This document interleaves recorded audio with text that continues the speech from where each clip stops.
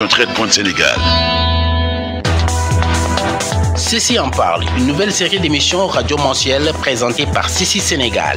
Ceci, Centre d'études de coopération internationale, est une société canadienne à but non lucratif. Sa principale mission, combattre la pauvreté et l'exclusion sociale. Depuis 1984, Ceci travaille, entre autres, au renforcement des capacités organisationnelles et institutionnelles de la société civile, au développement économique durable dans le milieu rural, à la sécurité alimentaire et à l'égalité entre les femmes et les hommes, abordant des thèmes différents à chaque émission et sur des sujets qui intéressent les femmes et les jeunes Sénégalais. Une animatrice s'entretient avec des spécialistes du Ceci Sénégal. Un rendez-vous à ne pas manquer. Ceci en parle, votre nouvelle émission thématique sur Trade FM 88.1. Mardi 9 novembre 2021, vous êtes à l'écoute de la Trade FM et merci de suivre ce troisième numéro de votre émission Ceci en parle, une émission mensuelle réalisée en partenariat avec l'ONG canadienne Ceci, Centre d'études et de coopération pour le développement international. Après 35 ans de cheminement au Sénégal, l'ONG Ceci a su réussir à dissiper des écueils qui s'apparentent à des obstacles pour le développement économique. L'ONG est parvenue également à relever des défis qui allant notamment dans le sens de l'intégration professionnelle dans notre pays, la promotion de l'approche genre et la question de l'égalité des sexes étant au cœur de sa mission. Justement, l'égalité entre les femmes et les hommes, c'est le thème de ce troisième numéro que nous allons développer avec nos invités. Il s'agit de Madame Leïty Ndiaye, elle est volontaire au Ceci Sénégal, conseillère également en égalité femmes-hommes. Madame Leïty Ndiaye, bonjour et merci d'être venue. Bonjour, merci.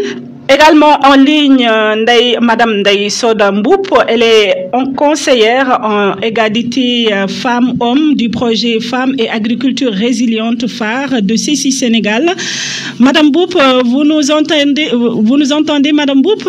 Bonjour. Bonjour, oui, je vous entends très bien, merci. Allez, merci aussi d'être en ligne et vous le serez tout au long de l'émission. Alors, pour démarrer, je serai avec Madame Leïty Ndiaye pour la présentation, la brève présentation, mais aussi des activités au sein du Ceci, le projet phare notamment que vous êtes copilote. C'est c'est bien sûr Madame Mboup qui allait nous présenter ce projet. Madame Mboup, bonjour, et est-ce que vous pouvez vous présenter brièvement avant de venir sur le projet phare qui est Femmes, Agriculture Résiliente? Bonjour Madame, bonjour à tous les auditeurs et auditrices de la radio Trade FM.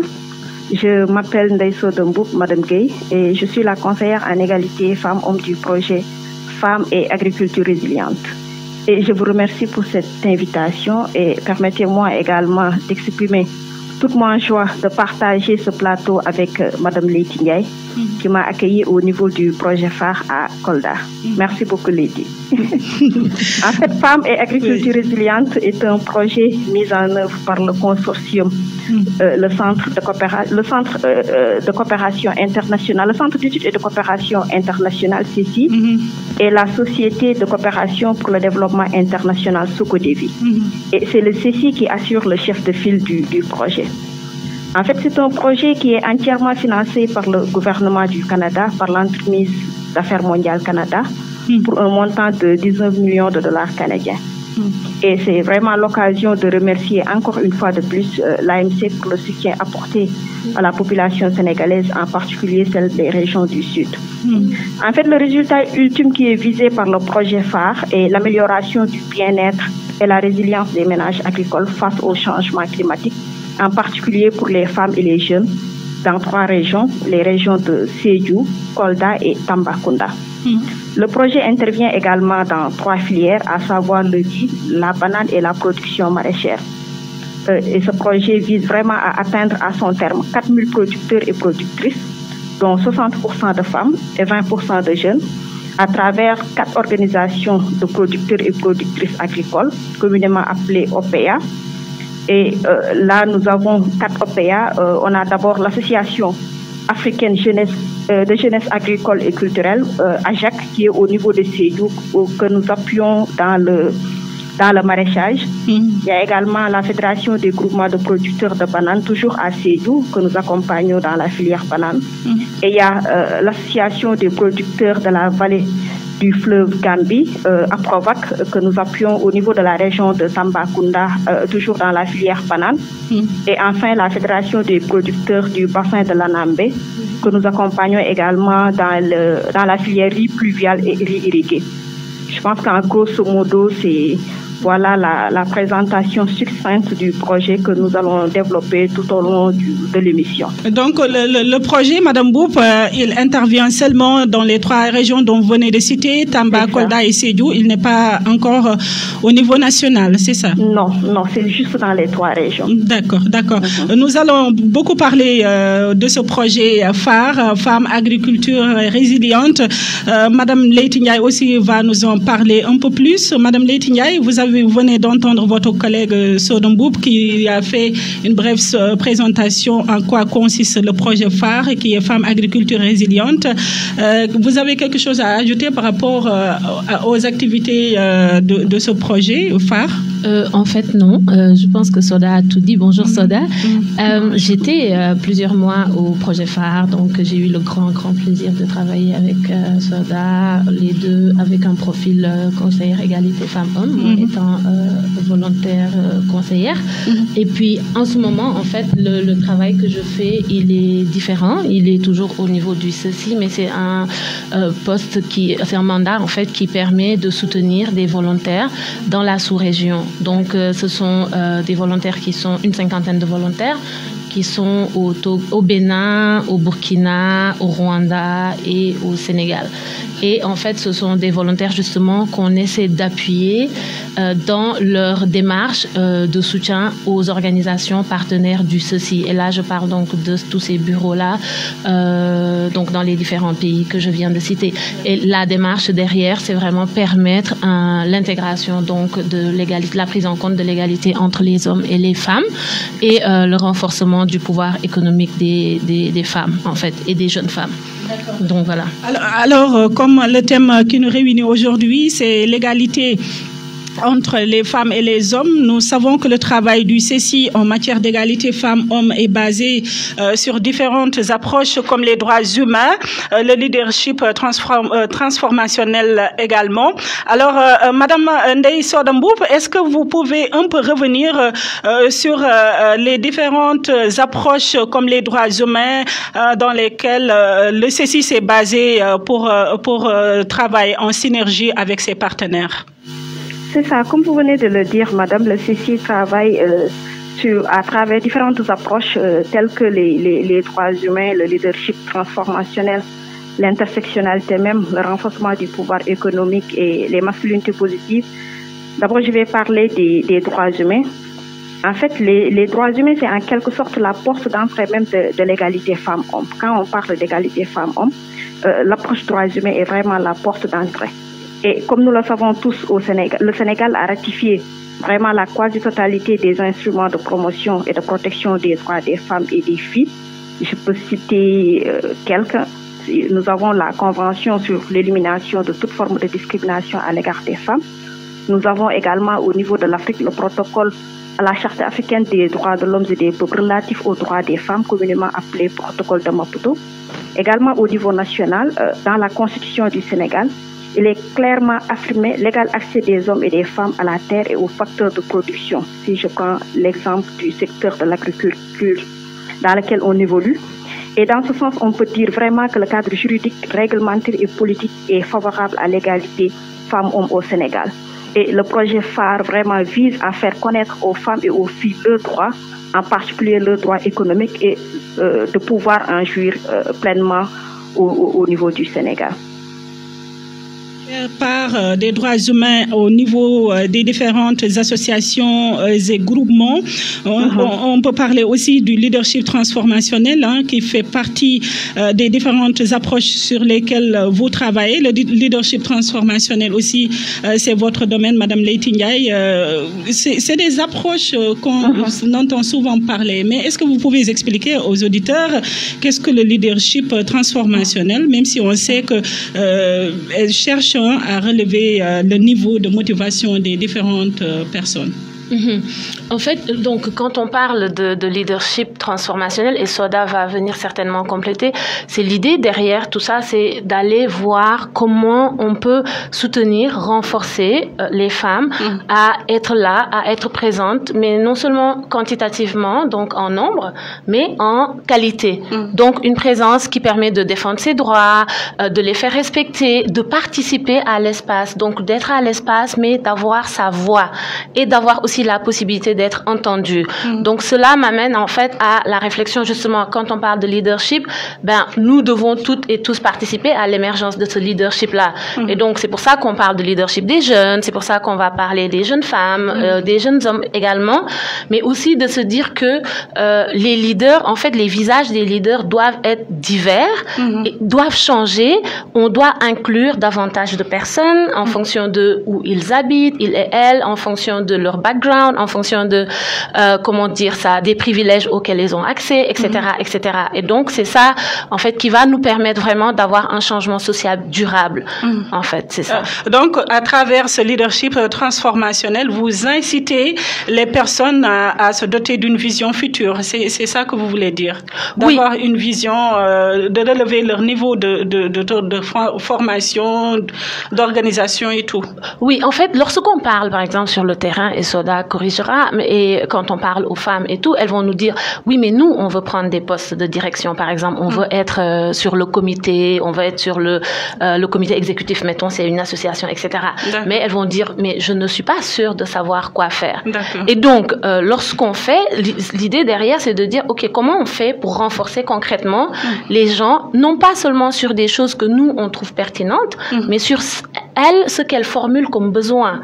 Donc, si la personne dit, moi, j'ai besoin de pouvoir prendre la parole, on respecte ça. Mais il y a des gens qui n'ont pas besoin nécessairement de prendre la parole en public pour affirmer un certain leadership. Elles vont faire un ensemble de choses qui vont renforcer d'autres femmes, qui vont renforcer d'autres jeunes et qui vont les encourager. Donc, il faut vraiment diversifier aussi même l'approche quand on parle de leadership. C'est pas juste parce que des fois, les gens font, ah oui, ça va permettre aux femmes de pouvoir parler en public.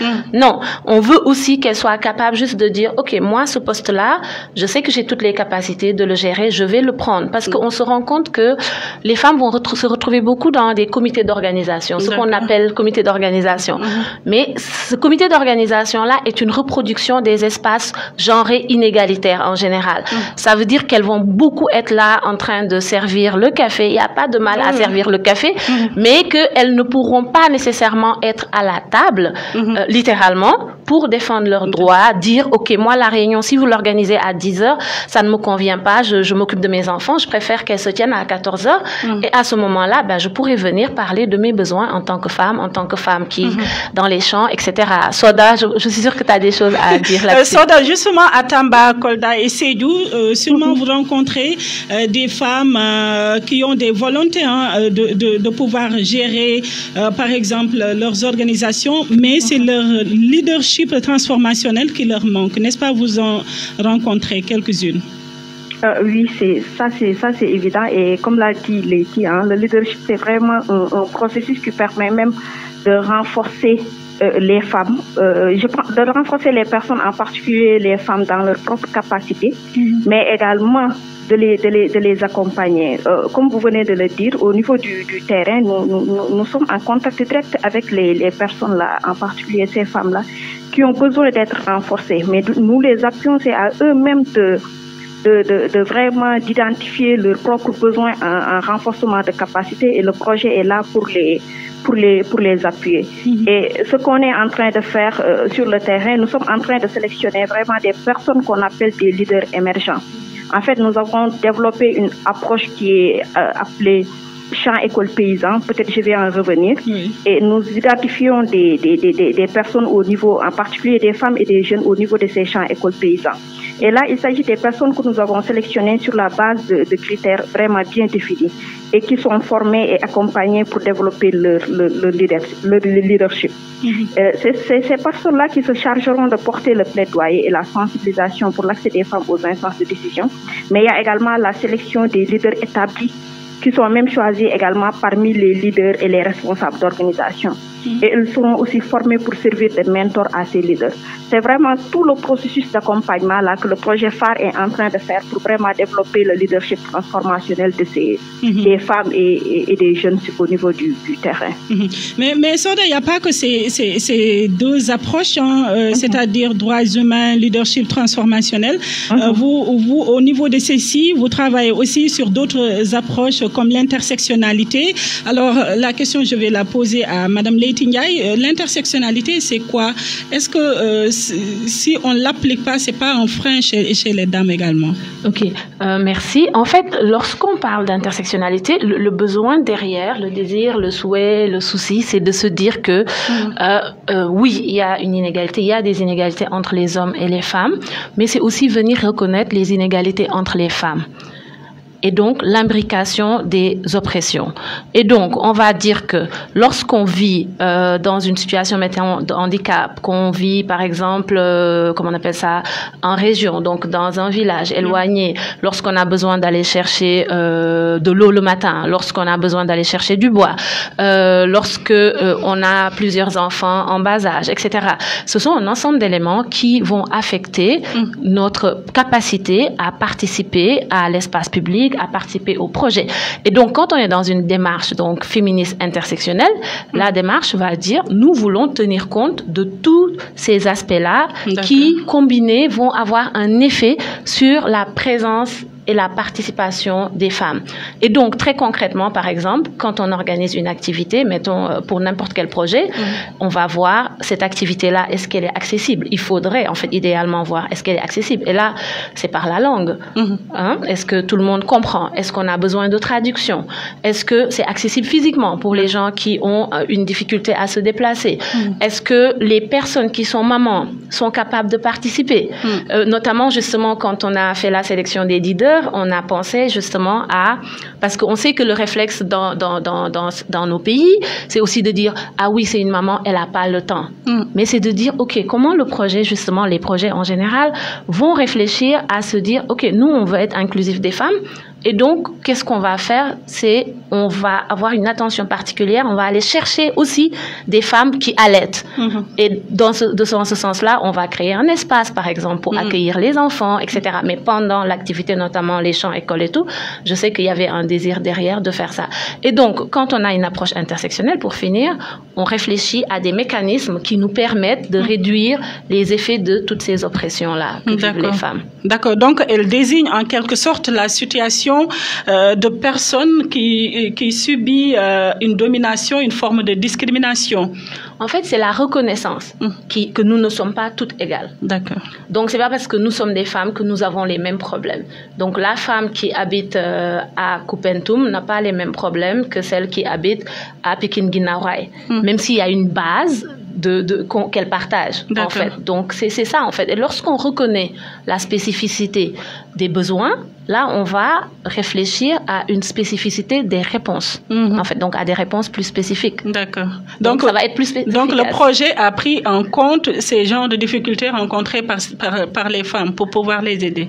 Oui, et en fait, moi, j'ai envie, en fait, avec ma casquette, de dire non pas seulement le projet, mais l'approche du ceci, de manière générale, va avoir ça comme soubassement. D'accord. Il y a aussi une autre approche sur laquelle vous travaillez, c'est la masculinité positive ou les masculinités positives.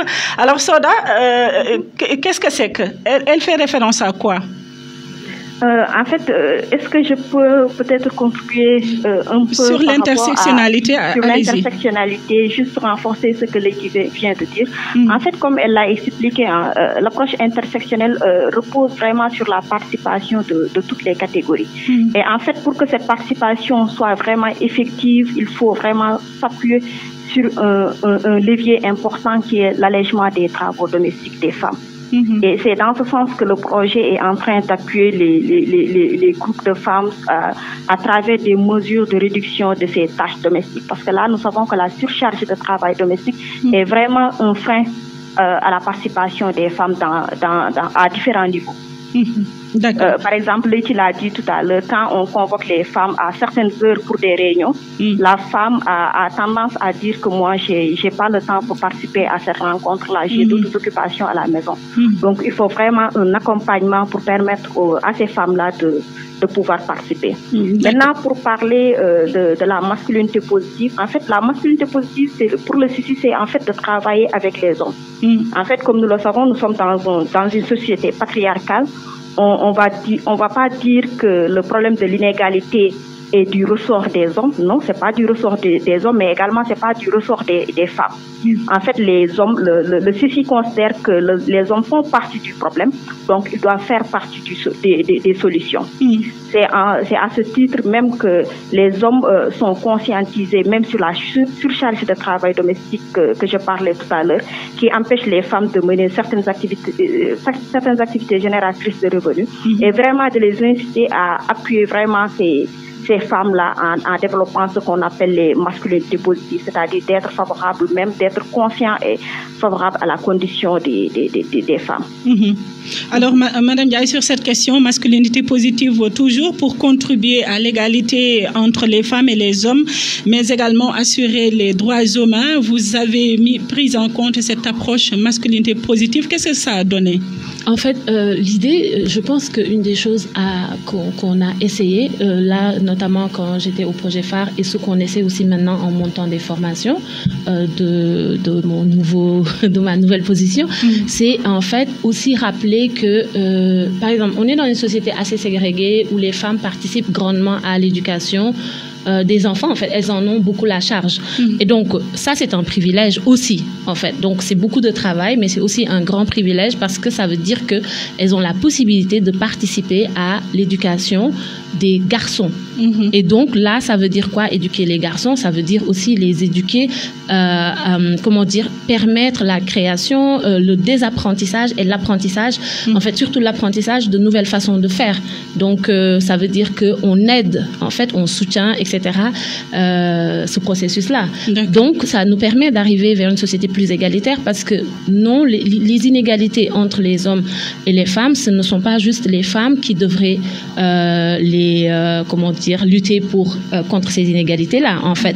Et donc, c'est aussi rappeler qu'il y a des structures qui nous amènent à avoir ce qu'on appelle une masculinité rigide, des masculinités dites toxiques.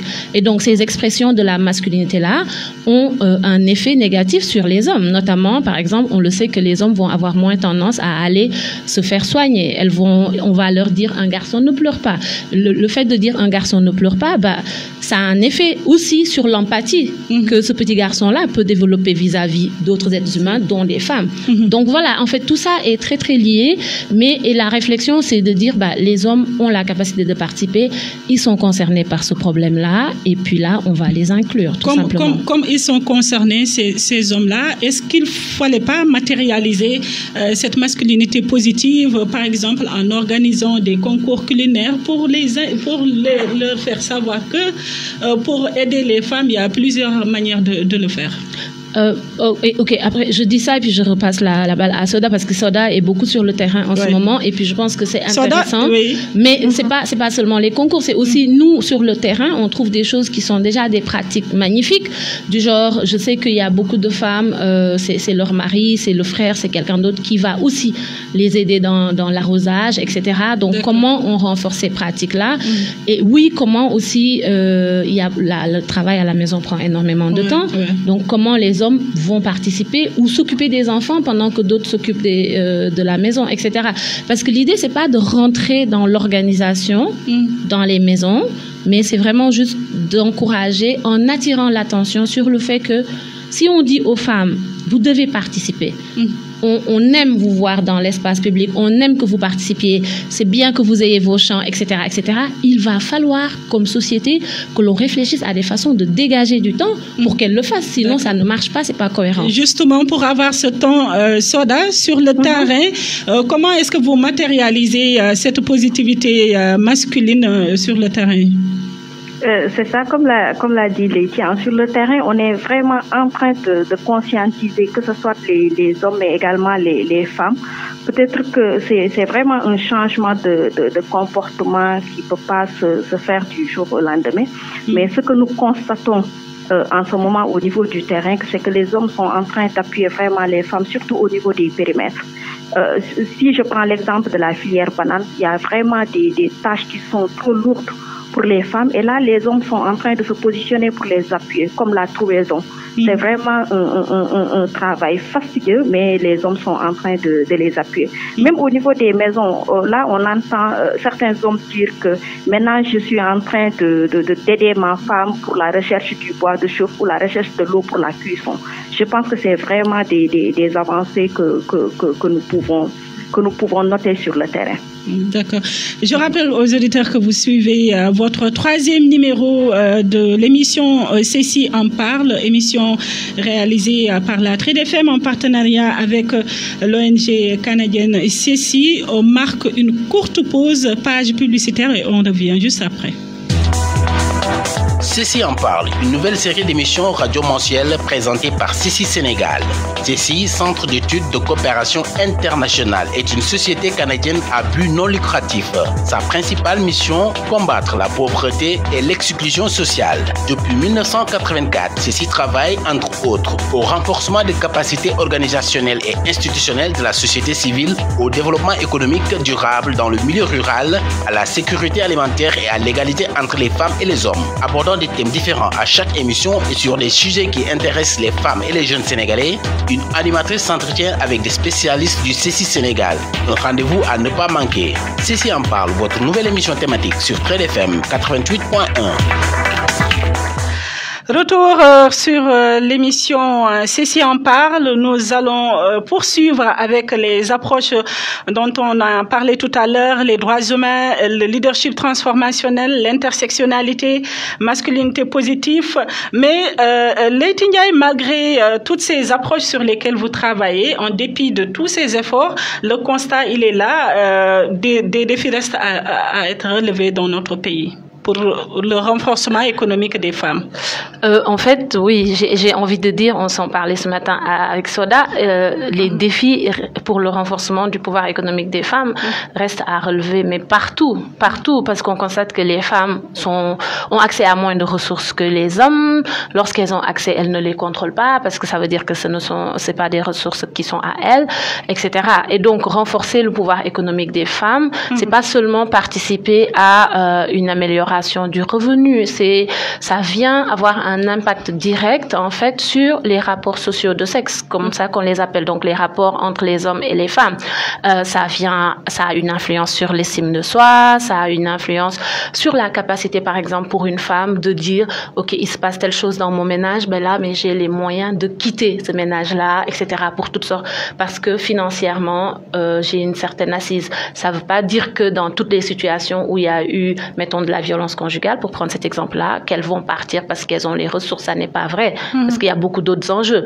Mais quand on renforce l'argent, par exemple, ou en tout cas le revenu, comment on appelle ça, les ressources ne seront pas un enjeu, par exemple, dans cette décision-là. Et l'idée, en fait, c'est d'arriver à une société où, pour les femmes, justement, un accès suffisant aux ressources va permettre d'avoir des relations plus égalitaires et de faire des meilleurs choix pour elles-mêmes, en fait. D'avoir juste la possibilité de choisir, en fait. D'accord. Le droit de choisir, oui, on l'a, mais on n'a pas toute la possibilité de choisir. D'accord. Alors, Soda, vous avez entendu Leïty, on a développé pas mal d'approches au sein de Ceci pour accompagner les femmes dans leur prise de décision, dans leur pouvoir économique. Malgré tout ça, des défis restent à relever. Oui, c'est ça. Bon, comme je le dis à chaque fois, le renforcement du pouvoir économique des femmes, c'est vraiment une approche globale. Et ça nécessite vraiment de renforcer les capacités techniques des femmes comme on le fait sur le terrain au niveau des champs écoles. On est en train vraiment de former les femmes et les hommes, c'est-à-dire les participants et les participantes au champ école sur tout ce qui est module égalité femmes-hommes, mais les modules techniques également sur l'agriculture intelligente face au climat, mais également des modules sur l'entrepreneuriat. C'est vraiment de renforcer le savoir-faire de ces femmes-là et de ces jeunes. Mais il y a également l'amélioration des moyens financiers et matériels qui sont vraiment nécessaires à la production. Et c'est vraiment de renforcer tout ce qui est à voir pour ces personnes-là. Et il y a également un aspect qui est très important, c'est l'accès aux instances de prise de décision pour porter leurs doléances. C'est en fait le pouvoir au niveau de ces instances de décision qui est également très important. Juste pour dire que le renforcement du pouvoir économique va rester toujours un défi parce que c'est une approche vraiment globale qui nécessite de vraiment maîtriser les autres approches. Tout ce qui est droits humains, masculinité positive, intersectionnalité, tout va contribuer à l'accès au renforcement du pouvoir économique des femmes. Avec vous pour parler toujours du projet phare Femmes, Agriculture et Résilientes qui travaille en droite ligne avec le plan Sénégal émergent, le PSE, mais aussi le PRACAS, le programme d'accélération de la cadence agricole sénégalaise. Alors, expliquez-nous comment vous travaillez avec l'État du Sénégal à travers ces deux projets que je viens de citer. En fait, le plan Sénégal émergent est vraiment le cadre de référence de la politique économique et sociale du Sénégal. Et il y a l'axe 1 qui porte sur la transformation structurelle de l'économie. Et tout ce que le projet phare est en train de développer pour le renforcement du pouvoir économique, comme on l'a dit toujours, participe à la transformation structurelle de l'économie. Il y a également l'axe 2, le développement du capital humain et la protection sociale. Il y a des sessions de formation que le projet est en train de développer sur le terrain et qui constituent pour développer vraiment les capacités des femmes et des jeunes qui constituent vraiment la force de travail de l'agriculture sénégalaise. Pour vous dire que le projet est vraiment en droite ligne avec le plan Sénégal émergent. Mais il y a également le PRACAS, qui est le volet agricole de ce plan Sénégal émergent, qui a aussi un aspect important qui porte sur l'autonomisation des femmes et des hommes. Donc, tout ce que le projet phare est en train de faire également est en droite ligne avec le PRACAS. Donc, ce n'est pas des projets avec lesquels on travaille, mais c'est des programmes que l'État a définis pour donner les orientations pour l'accès des femmes et des jeunes au pouvoir économique. Toujours sur l'égalité femmes-hommes, on sait que la Constitution sénégalaise a proclamé le respect des droits humains et la protection du droit de propriété et d'autres droits sociaux et économiques. Qu'en est-il dans la pratique, vous qui avez l'expérience sur le terrain? En fait, c'est vrai que l'environnement, le cadre juridique et réglementaire est favorable aux droits des femmes, mais ce qu'on note sur le terrain, c'est les pratiques socio-culturelles qui empêchent même les femmes d'accéder aux ressources productives, mais en particulier la terre. En effet, c'est le droit coutumier qui est vraiment mis en œuvre en milieu rural. Les terres appartiennent aux chefs d'exploitation qui sont souvent des hommes, mais c'est eux qui décident de la répartition également et le plus souvent les femmes n'ont pas accès à ces terres-là. Donc des fois le discours qu'ils ont tendance à tenir, c'est que la femme va se marier, donc elle n'a pas accès à la terre au niveau de sa famille, mais également quand elle rejoint la belle famille, elle n'a pas également une terre là-bas. La femme occupe seulement de l'espace de son mari pour faire, je peux dire, une agriculture de subsistance. C'est vraiment pour la famille. Donc ça, c'est vraiment des contraintes qu'on est en train de revoir sur le terrain et le projet est en train de faire des campagnes de sensibilisation et de plaidoyer pour l'accès des femmes-là à la terre. Parce que nous avons ciblé au niveau des régions, des GIE de femmes que nous allons accompagner dans le maraîchage. Et maintenant, par rapport à tout ce que le projet va faire en termes d'aménagement, il faut vraiment que ces femmes, et pour vraiment atteindre également l'objectif du projet qui est le renforcement du pouvoir économique des femmes, il ne faut pas que ces femmes-là restent sur des parcelles de 0,5 hectares à 1 hectare. Ça ne peut pas renforcer vraiment le pouvoir économique. Mais nous visons à aller sur des périmètres allant de 5 à 7 hectares.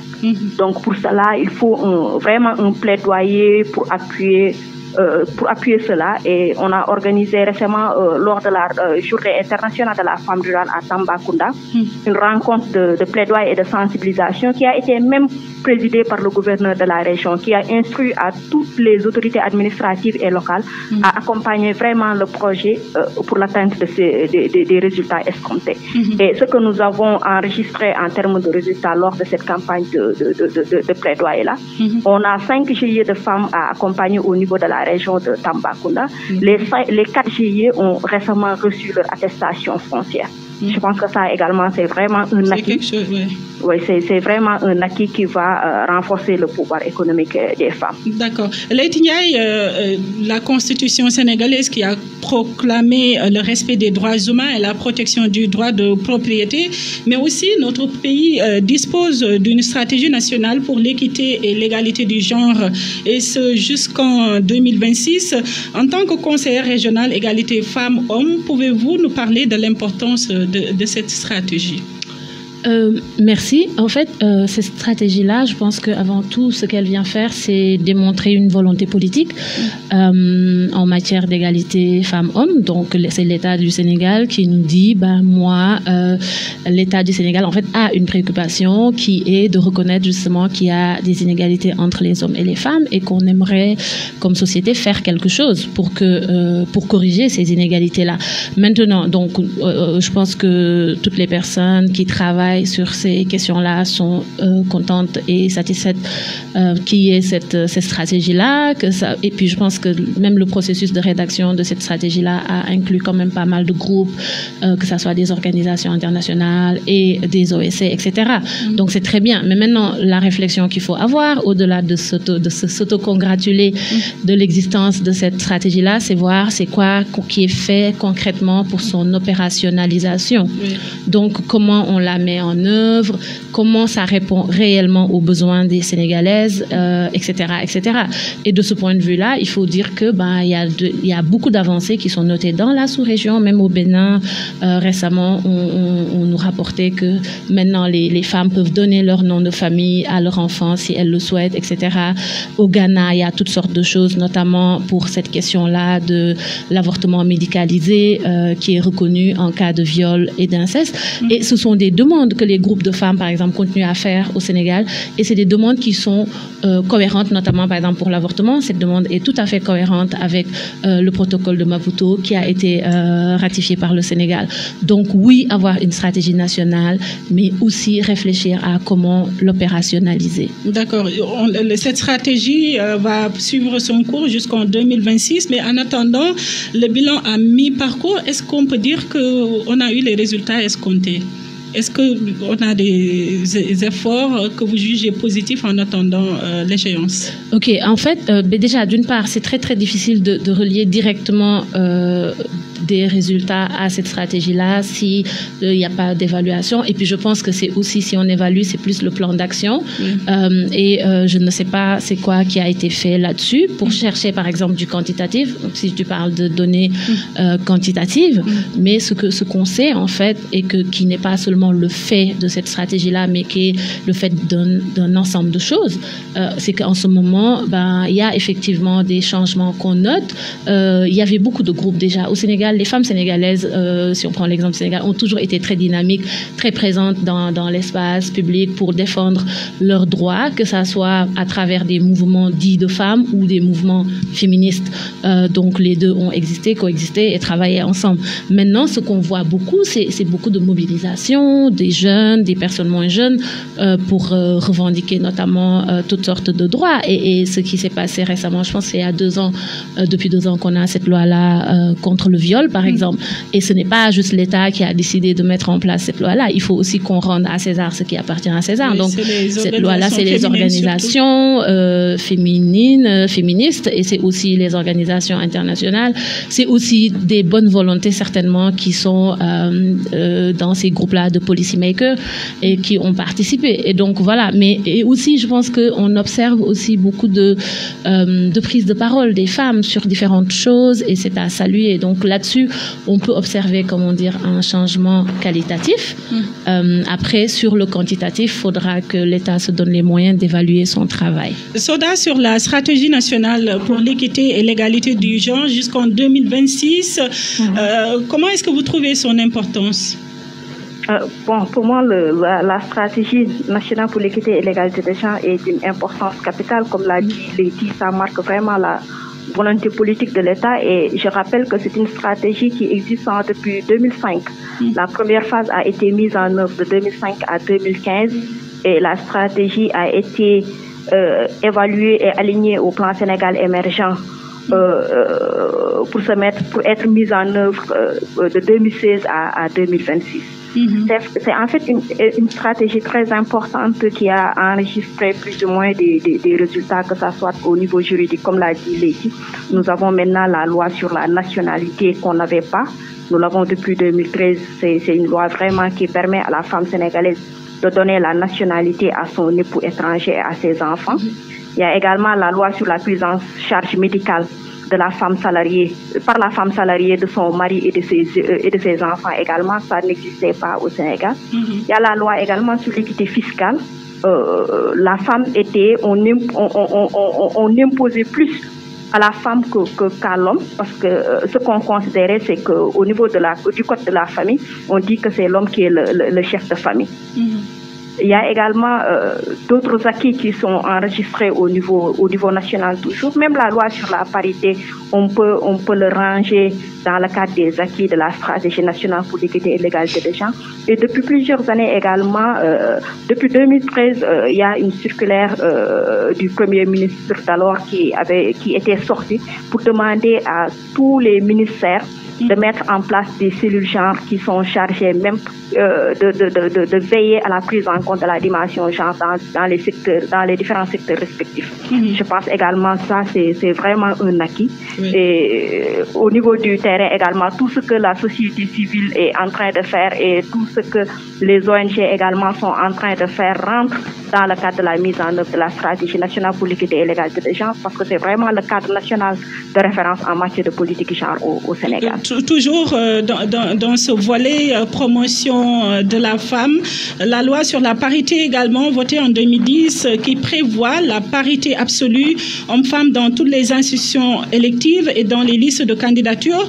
Mais Soda, cette parité n'est pas respectée à toutes les échelles. Vous le conviendrez avec moi? Oui, c'est ça. La parité n'est pas respectée à tous les niveaux, mais ça, c'est le rôle de l'État. Hein. C'est à l'État de faire appliquer cette parité. Mais nous pouvons dire que nous avons enregistré beaucoup de résultats à travers la mise en œuvre de la loi sur la parité. Déjà, au niveau des collectivités territoriales en 2014, nous avons 47% de femmes. 5 femmes sur 557 plus précisément. Non, les collectivités, je parle des collectivités territoriales, je ne parle pas des maires. Des maires, nous avions eu 13 femmes maires en 2014. C'est la législature qui est en cours. Mais au niveau des collectivités territoriales, nous avons enregistré 47% de femmes. D'accord. Oui, c'est 13 103 femmes sur 27 760 conseillers. Et c'est en fait un résultat qui a été triplé contrairement à l'ancienne mandature dont le taux n'était que de 15,9% en 2009. Peut-être nous espérons avoir plus pour les prochaines élections. Justement, comment est-ce que vous expliquez ce dysfonctionnement qu'il y a si on a cette loi sur la parité alors que les locales de 2014, on a décidé que 5 femmes sur 557 communes? Est-ce que je peux? Oui, laissez à votre collègue Laïtia répondre à cette question. Ouais, en fait, je pense qu'au-delà de la loi, il y a quelque chose qui doit se faire, c'est que la loi, elle ne fonctionne pas toute seule. La loi, elle existe pour traduire justement cette volonté politique-là, mais nous avons nos structures. Les inégalités entre les hommes et les femmes ne vont pas disparaître parce qu'on a une loi.